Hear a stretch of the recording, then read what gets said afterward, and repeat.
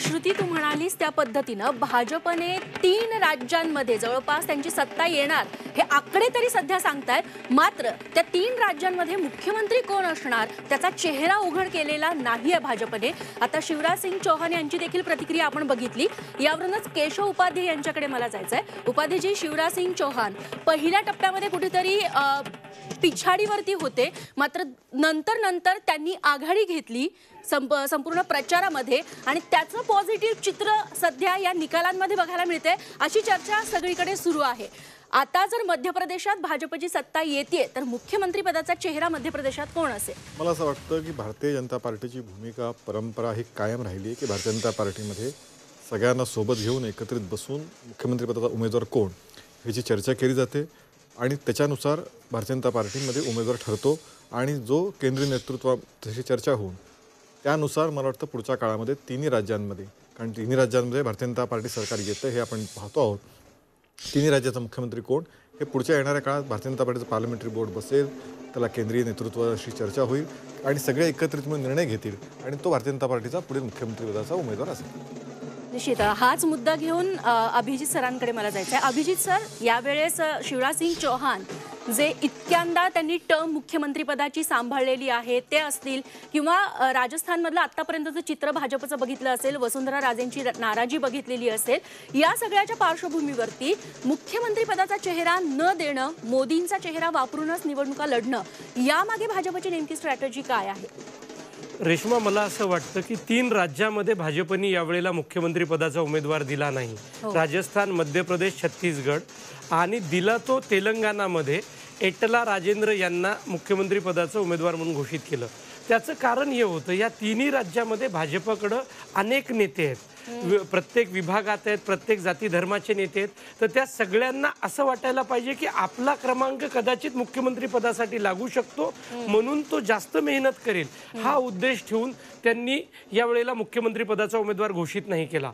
आपण आता मध्य प्रदेशची गोष्ट करतोय तर त्यामध्ये मला असं वाटतं की 18 वर्ष हे शिवराज सिंग चौहान हे मुख्यमंत्रीपदी राहिलेले आहेत, तर आता यावेळेला भाजप निश्चितचपणे नवीन चेहरा देईल असं माझं व्यक्तिगत मत आहे आणि तोही कदाचित महिला असेल। राजस्थान आणि मध्य प्रदेशमध्ये महिला चेहरा दिला जाईल। भाजपने महिला आरक्षण दिलं, त्याचबरोबर महिला मुख्यमंत्री केला, असा संदेश पूर्ण देशपातळीवर देण्याचा प्रयत्न भाजप पक्षश्रेष्ठींचा असेल। निश्चित, आणि हाच मुद्दा घेऊन मला पुढे चंदावरकर सरांकडे देखील जायचं आहे। राजस्थानबद्दल बोलायचं झालं तर राजस्थानमध्ये जर भाजपला कट टू कट विजय मिळाला असता तर वसुंधरा राजे यांना मुख्यमंत्री होणं अधिक सोपं गेलं असतं, मात्र आता दिया कुमारींसह इतरांचे चान्सेस वाढलेत मुख्यमंत्री पदाचे राजस्थानमध्ये, असं आपल्याला वाटतंय? रेश्मा, प्रश्न असा आहे बघा की भाजप हे काही राज्यांमध्ये आधी सांगते पार्टी की हा आमचा मुख्यमंत्री पदाचा चेहरा आहे आणि त्याचा त्यांना फायदा होतो। आपल्या महाराष्ट्राचं उदाहरण घ्या, जिथे त्यांनी गेल्या निवडणुकीत किंवा त्याच्या आधीसुद्धा देवेंद्र फडणवीस हे आमचा चेहरा असतील असं सांगितलं, किंवा आता अभिजितने सांगितल्याप्रमाणे तेलंगणामध्ये सुद्धा त्यांनी एक फेस प्रोजेक्ट केला होता। राजस्थानच्या बाबतीत असं आहे की इन एनी केस भाजपला स्पष्टपणे दिसत होतं की आपल्याला इथे सत्ता मिळते आहे, कारण आपण राजस्थानचा इतिहास, राजकीय इतिहास जर बघितला तर त्याच पद्धतीने ते होत गेलंय। तामिळनाडूमध्ये जसं होत गेलंय तसंच राजस्थानमध्ये होत गेलंय की एक पक्ष एकदा आणि भाकरी फिरवणं जे म्हणतात तसं मतदार करतात, पुढच्या वेळी दुसरा पक्ष।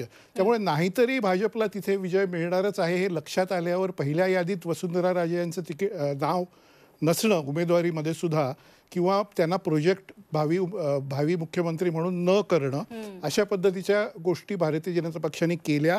आणि काँग्रेसच्या बाबतीत जे गेहलोत यांचं आहे की हायकमांड आणि गेहलोत यांच्यामध्ये जो एक तणाव थोडासा असल्यासारखा आहे, तोच मला वाटतं भारतीय जनता पक्षाच्या बाबतीत हायकमांड आणि वसुंधरा राजे यांच्या बाबतीत आहे। त्यामुळे हे दिसतंय स्पष्ट की शिवराज सिंग असतील किंवा वसुंधरा राजे असतील, या दोघांनाही यावेळी कदाचित मुख्यमंत्री पदापासून दूर ठेवलं जाईल आणि एक नवीन चेहरा आणला जाईल। जसं तुम्ही अनेक वर्षांपूर्वी उमा भारती यांना बाजूला करून शिवराज सिंग यांना आणण्यामध्ये प्रमोद महाजन वगैरे यांनी पुढाकार घेतला होता, हे आपण बघितलं अनेक वर्षापूर्वी, म्हणजे 2 दशकांपूर्वी। तोच प्रकार आता मला वाटतं पुन्हा मध्य प्रदेशात होईल की एक तरुण चेहरा समोर आणला जाईल आणि तोच राजस्थानमध्ये होईल असा माझा अंदाज आहे। रेश्मा, निश्चित. अभिजित सर, तुम्हाला मुद्दा मांडायचा होता. रोहित सरांनी जो मुद्दा मांडलाय त्याला जोडून सांगतो. राजस्थानमध्ये भाजपकडे 1, 2 नव्हे तर तब्बल 10 मुख्यमंत्री पदाचे उमेदवार आहेत. ते मी सांगू इच्छितो. त्यातला पहिला जो उमेदवार आहे तो म्हणजे दिया कुमारी. जयपूर राजघराण्याच्या असलेल्या राजकुमारी आणि राजसंबंधून त्या खासदार आहेत आणि त्यांचा तिथला वावर आणि त्यांचं हे सगळं या निवडणुकीमध्ये उमेदवारी घोषित झाल्यापासून त्यांचं वागणं हे मुख्यमंत्री पदासाठीच आहे का असं तिथल्या लोकांना वाटतं.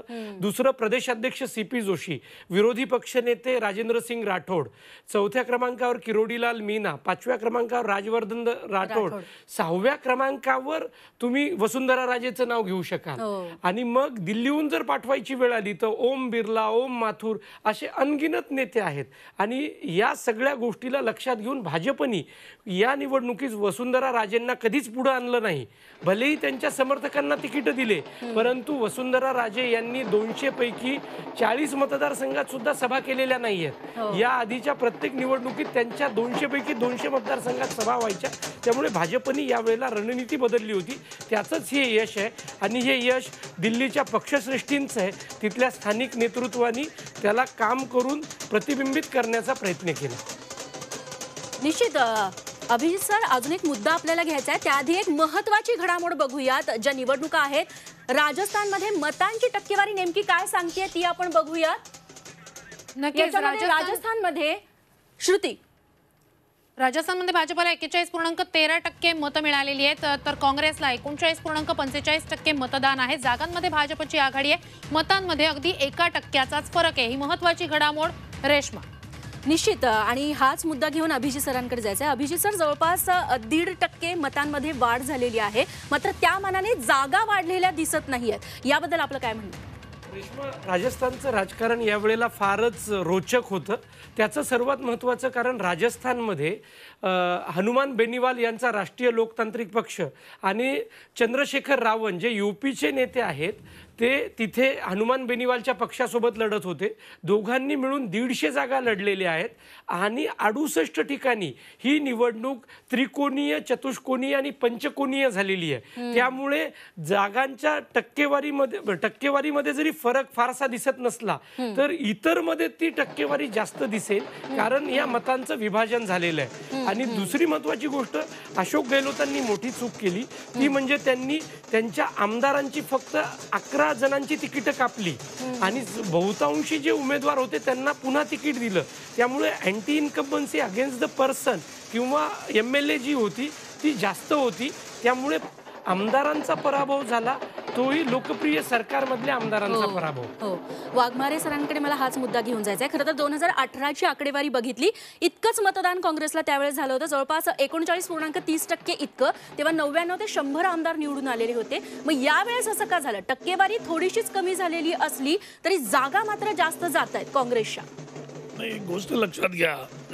अभिजित सरांनी ज्या पद्धतीने सांगितलेलं आहे की इतर पक्षांमधलं जे मताचं विभाजन झालेलं आहे, जर मला वाटतं आपल्याला शेवटी कळेल की किती फरकाने आमच्या जागा गेलेल्या आहेत. कारण राजस्थानमध्ये वातावरण पण चांगलं होतं. लोकांना आमच्या ज्या योजना होत्या राजस्थान सरकारच्या त्या योजना लोकांना आवडलेल्या होत्या. लोकांचा त्या बाजूनी कल होता. पण हा जो प्रकार काही ठिकाणी झालेला आहे की ज्याच्यामध्ये थोड्या का होईना पण प्रमाणात जर वोटिंग डिवाइड झालं आणि नेहमी जर तुम्ही भाजपचा इतिहास बघाल तर जिथे जिथे मताचं विभाजन होतं तिकडे भाजपला त्या पद्धतीने सरशी असते आणि कदाचित त्या पद्धतीचं मताचं विभाजन हे राजस्थानमध्ये झालेलं असावं, हा एक मुद्दा होता. आणि दुसरा मुद्दा तोच आहे की आम्ही ज्या पद्धतीने सीट्स आमच्या होत्या त्या ज्या बदलायला पाहिजे होत्या त्या बदलल्या गेल्या नसतील आणि त्याचा कदाचित अँटी इन्कम्बन्सीचा काही प्रमाणात फटका आम्हाला पडला. पण जो मूळ मुद्दा आहे तो त्या विभाजनामुळे कदाचित आमच्या सीट्स, जरी आमचं पर्सेंटेज ऑफ वोटिंग जास्त असेल तरी त्या निश्चित seats निश्चित कमी याचवरती उपाध्ये सरांना पण बोलायचं मात्र त्याआधी एक महत्वाची घडामोडी येते महत्वाची ही घडामोड म्हणता येईल. एकीकडे आता घडामोडींना वेग येतोय. 6 डिसेंबरला दिल्लीत इंडिया आघाडीची बैठक असेल असं सूत्रांकडून कळतंय. या निकालांच्या पार्श्वभूमीवर इंडिया आघाडीची बैठक असेल. काँग्रेस अध्यक्ष खरगेंच्या घरी ही बैठक होणार आहे. अनेक अर्थांनी ही बैठक महत्वाची असेल. निकालांच्या पार्श्वभूमीवर इंडिया आघाडीची 6 तारखेला बैठक खरगेंच्या घरी असेल. रेश्मा. निश्चित उपाध्ये सर मतांच्या टक्केवारीबद्दल तुमचं मत. मगाशी 18ची पण आकडेवारी पाहत होतो आणि त्याच्यामध्ये असं लक्षात येतं की भाजपचा आणि काँग्रेसचा राजस्थान तशा अर्थाने 1% 18 सालीचा फक्त फरक होता. 1% भाजपला मतं कमी होती. याही भाजपची मतं 2.5% वाढताना दिसत आहेत. 38% भारतीय जनता पार्टी 40च्या पुढे गेली आहे. हा त्यातला सगळ्यात महत्त्वाचा फरक आहे. म्हणजे लोकसभेला काँग्रेस आणि भाजपमध्ये खूप फरक आहे. लोकसभेला भाजपला ते 60% मतदान होतं आणि काँग्रेसला जेमतेम 38% मतदान होतं. पण विधानसभेचं 18चं आणि आत्ताचं बघितलं तर या ठिकाणी भाजपची मतं वाढली आहेत, काँग्रेसची थोडी कमी होत आहेत. एक त्यातलं. दुसरं असं मला खूप मजा वाटली म्हणजे आपण काय विधान करतोय की भाजप काँग्रेसच्या काय विरोधी मतं खूप जण लढले तर असं वगैरे सांगत होते आमचे मित्र वाघमारे. मुळामध्ये हे सगळ्यात मोठं आणि त्याची बातमी पण आली. खरं म्हणजे मगाशी या विजयाचं विश्लेषण करायचं असेल तर सगळ्यात मोठा फरक आहे की नरेंद्र मोदींच्या समोर एक किती तुम्ही 40-50 पक्ष इंडीच्या रूपाने उभे केले.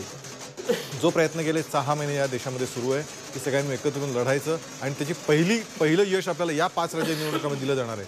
अशा प्रकारचं एक नॅरेटिव्ह निर्माण करण्याचा प्रयत्न या सगळ्यांकडून केला गेला होता. भारत जोडो यात्रा अमुक तमुक तमुक तमुक तमुक असं काय काय फार मोठ्या गप्पा मारल्या लागल्या. तर आमचे संजय राऊत तर सकाळ संध्याकाळ त्याचं काय गोडवे गाताना थकत नव्हते. पण वस्तुस्थिती ही सगळी अशी आहे की या देशातली लोक विकासासाठी मतदान करतायत, विश्वासार्हतेवर मतदान करतायत आणि त्यामध्ये राहुल गांधींसह काँग्रेससह ते स्वीकारायला तयार नाही. ही त्यातली वस्तुस्थिती आहे. म्हणून हा 4 पैकी 3 ठिकाणी भारतीय जनता पार्टी सरकार स्थापन करताना दिसते. निश्चित हाच मुद्दा घेऊन आपण राजस्थानातल्या आकडेवारीबद्दल बोलण्यासाठी ज्येष्ठ पत्रकार व्यंकटेश केसरी आपल्यासोबत जोडले गेलेले आहेत. सोबतच अनिकेत काळे देखील आहेत. व्यंकटेश केसरी सरांकडे मला जायचं आहे. व्यंकटेशजी, राजस्थानबद्दल बोलायचं झालं तर काँग्रेसच्या मतांच्या टक्केवारीमध्ये फार वाढ झालेली नाहीये, किंबहुना ती काहीशीच घटली आहे. मात्र जागा जास्त कमी झाल्याचं बघायला मिळतेय आणि भाजपच्या 2 ते 2.5% मतदानाची टक्केवारी वाढली आहे. मात्र तरी देखील जागा भरपूर प्रमाणात वाढलेल्या आहेत. यामागे नेमकी काय कारण असू शकतात? तुमचं यावरती काय विश्लेषण? असं आहे की काँग्रेसमध्ये जसं राजस्थानचं एक वैशिष्ट्य असं सांगितलं जातं की एक इलेक्शन भाजप जिंकते, एक इलेक्शन काँग्रेस जिंकते. हा जरी भाग असला तरी टक्केवारीला फारसं महत्त्व नसतं. शेवटी अंततोगत्वा विजय कोणाच्या बाजूने झाला आणि सत्तेत कोण आलं हे महत्त्वाचं असतं. काँग्रेसमध्ये त्याच्या पराभवाची अनेक कारणं आहेत. एक कारण असे की म्हणजे त्यांनी प्रयत्न केला होता त्यांच्या ज्या चिरंजीवी आणि गॅसच्या किमतीवरती, वेलफेअर प्रोग्रामवरती, परंतु कुठे ना कुठे भारतीय जनता पक्षाचा तो गड राहिलेला आहे. जसं मध्य प्रदेश आहे आणि राजस्थान आहे. हिंदी भाषिक प्रदेश हा प्रामुख्याने म्हणजे 1989 नंतर भारतीय जनता पक्षाने हिंदी भाषिक प्रदेशात बिहार वगळता सर्वत्र त्यांची पाळंमुळं तिथं घट्ट झालेली आहेत. नवीन लिडरशिप तिथे आलेली आहे आणि मोदी सरकार आता अग्रेसिव्ह आणि मोठा चेहरा त्यांना मिळालेला आहे. त्या तुलनेमध्ये काँग्रेसकडे ते नव्हतं. काँग्रेसमध्ये अंतर्गत गटबाजी सर्वच राज्यात आहे, तशी ती राजस्थानमध्ये होती आणि त्याचा जो फटका एवढा मोठा बसेल असं त्यांना वाटलं नव्हतं, परंतु तो बसलेला दिसतोय. आणि राजस्थानमध्ये आता मुख्य असं आहे की मुख्यमंत्रीपदसुद्धा मोदी ठरवतील तेच मुख्यमंत्री होईल. तिथे प्रादेशिक नेते जे आहेत भारतीय जनता पक्षातले यांच्या हातात फारसं राहील असं वाटत नाही. काँग्रेस आत्मनिरीक्षण करेल कारण पुढे लोकसभेच्या निवडणुका आहेत आणि त्याप्रमाणे त्यांना आता मैदानात थांबावं लागेल, उतरावं लागेल. हाच मुद्दा घेऊन काळे सरांकडे मला जायचं आहे. काळे सर, या राजस्थानबद्दल बोलायचं झालं तर काँग्रेसनं जवळपास 7 महत्त्वाच्या आश्वासनं दिलेली होती आपल्या जाहीरनाम्यांमध्ये. मग ते 500 रुपये सिलेंडरवरती अनुदान असेल, कॉलेजच्या विद्यार्थ्यांना मोफत लॅपटॉप असेल, किंवा जिथे महिला कुटुंब प्रमुख आहे त्यांना आर्थिक 12,000 15,000 अशी मदत करणं असेल.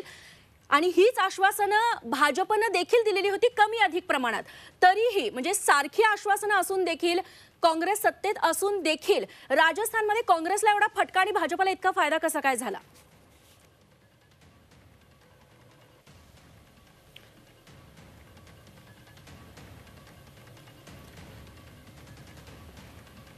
हॅलो काळे सर, माझा आवाज पोहोचतोय तुमच्यापर्यंत?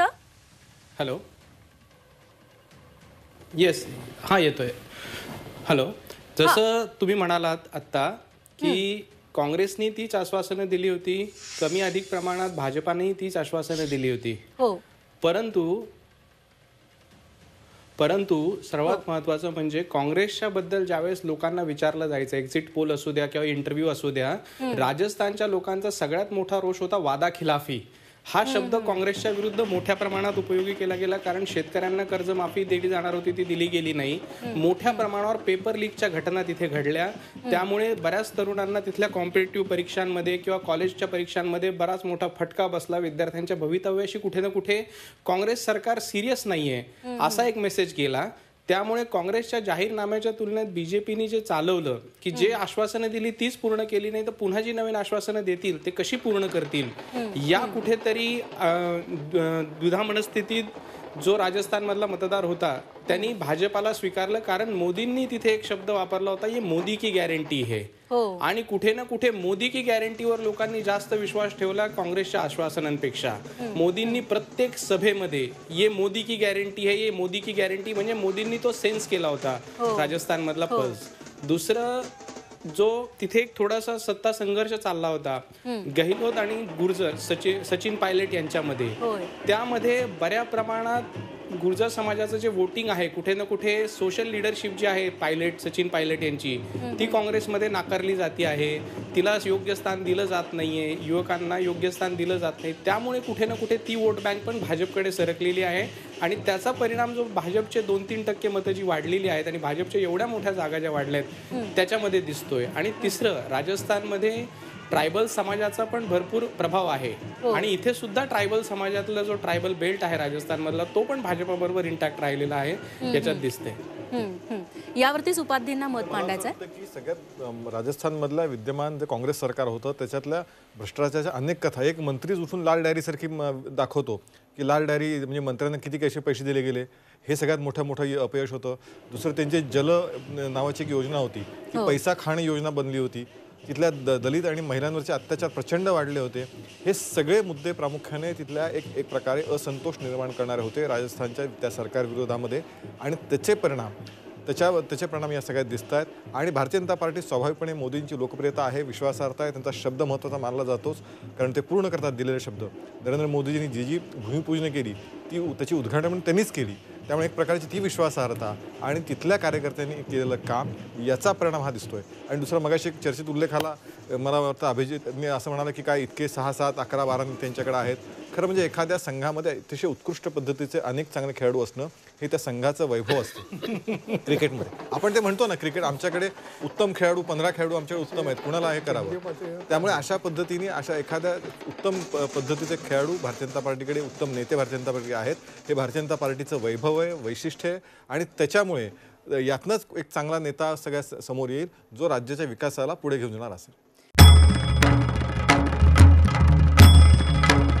भंडाऱ्याची उधळण म्हणजे